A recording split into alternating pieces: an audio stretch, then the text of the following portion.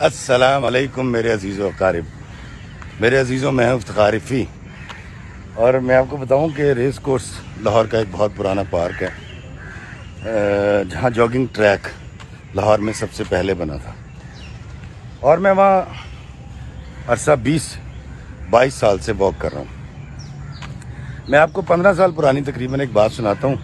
میں جب وہاں واک کیا کرتا تھا، سٹارٹ کی تھی، تو وہاں ایک کوئی 90 سال کے ایک سفید رنگ کے بوڑھے، ان کے سفید بال تھے اور کلین شیف تھے وہ، اور ایک اپنے وہ سوٹ پہن کے آتے تھے 2 پیس 3 پیس، اور اسی رنگ کی انہوں نے کیپ پہنی ہوتی تھی، اور ان کے ساتھ ایک بڑی خوبصورت ایک بڑھیا تھیں جو ان کی بیگم صاحبہ تھیں، اور وہ سٹک پکڑ کے واک کیا کرتے تھے بڑے آہستہ آہستہ، اور وہ جب بھی میرے پاس سے گزرتے یا کسی کے پاس سے گزرتے تو بڑی پاٹدار آواز میں کہتے تھے السلام علیکم، تو ہم سارے جواب دیا کرتے تھے وعلیکم السلام۔ تو میں ان کے بارے میں سوچا کرتا تھا یہ بزرگوار کون ہے اور مجھے سلام کیوں کرتے ہیں۔ میرے اندر یہ ایک سوال پیدا ہو گیا، تجسس پیدا ہو گیا۔ دوستو ایک دن میں واک کر کے آگے اسٹڈی میں بیٹھا، تو وہ دونوں میاں بیوی اسٹڈی میں بیٹھے ہوئے تھے اور انگریزی اخبار پڑھ رہے تھے، ریس کورس پارک کی اسٹڈی جو تھی۔ میں ان کے وہاں جا کے بیٹھا تو انہوں نے مجھے دیکھتے ہی اتفاق سے کہا السلام علیکم۔ میں کہا جی وعلیکم السلام۔ میں ان کے پاس بیٹھا تو مجھے بات کرنے کا موقع ملا، تو میں نے کہا سر میں آپ سے پوچھنا چاہتا ہوں، آپ ہر گزرتے شخص کو جو آپ کو کراس کرتا ہے واک کرتے ہوئے، آپ سلام کیوں کرتے ہیں؟ آپ تو مجھے نہیں جانتے، مجھے بھی سلام کرتے ہیں، اور میں عمر میں آپ سے بہت چھوٹا ہوں۔ انہوں نے بڑی خوبصورت بات بتائی جو میں آج آپ کے ساتھ شیئر کروں گا۔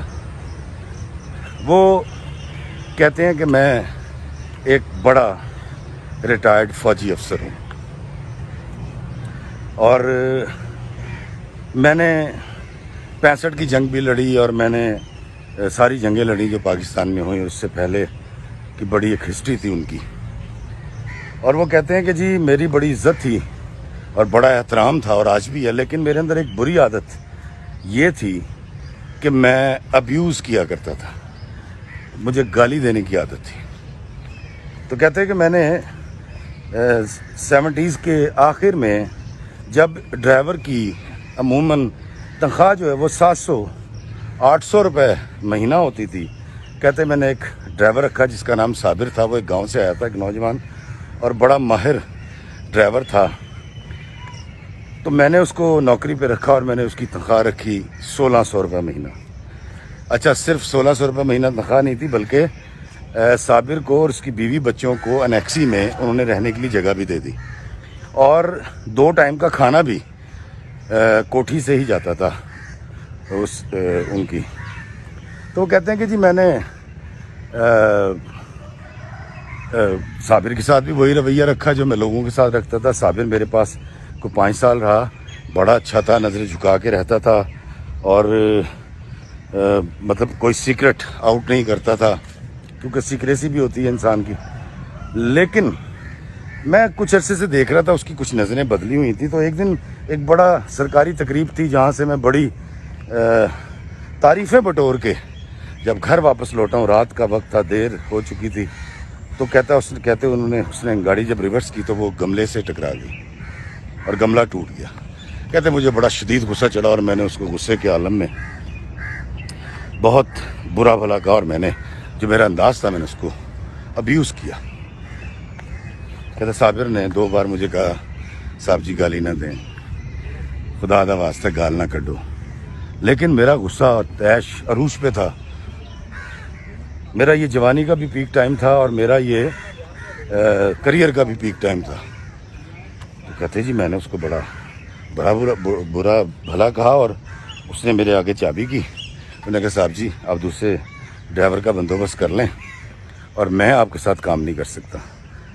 کہتے میں نے سوچا کہ بکواس کر رہا ہے، اتنی آسائشیں، اتنی تنخواہ اس کو کہاں ملنے والی ہے، یہ تو اس دور کے 18ویں اسکیل کے افسر کی تنخواہ بھی نہیں تھی اتنی۔ تو کہتے میں نے اس کو کہا دفع ہو جاؤ، اور وہ چلا گیا۔ کہتے میں جا کے سو گیا، اور مجھے امید تھی کہ صبح ہوگی، یہ آئے گا اور آ کر مجھ سے سوری کرے گا اور معاملات ختم ہو جائیں گے، کیونکہ میں ہمیشہ گالی جو ہے وہ دل سے نہیں دیا کرتا تھا. میں تو بڑے مان تران سے گالی دیتا تھا اور مجھے بڑا یہ یقین تھا کہ میں جو گالی دیتا ہوں یہ میں بڑے اپنے لوگوں کو دیتا ہوں, اپنوں کو.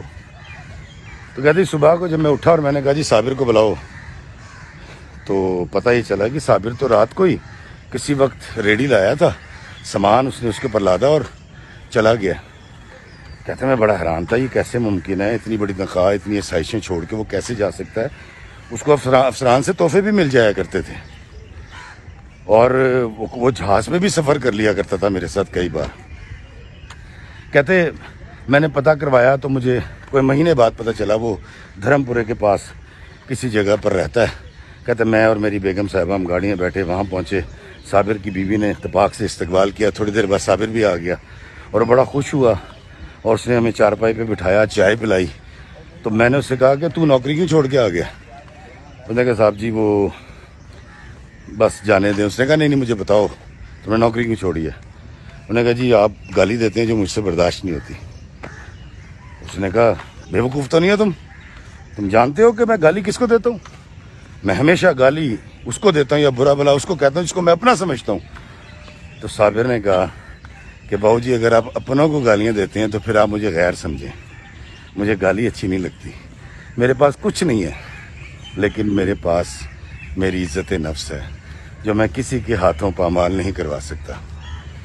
کہتے میں بڑا حیران ہوا. میں نے کہا یہ پاگل آدمی ہے, اس کا دماغ سیدھا ہو جائے گا جب یہ بھوکا مرے گا.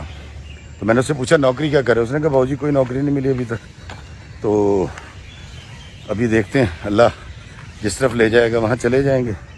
تو کہتے میں نے اس سے کہا کہ اچھا تم ایک کام کرو, تم واپس آؤ نوکری پہ, یہ سامان سارا باندھ کے کھڑا ہو اور میں تمہاری تنخواہ 2000 روپے مہینہ کر دیتا ہوں.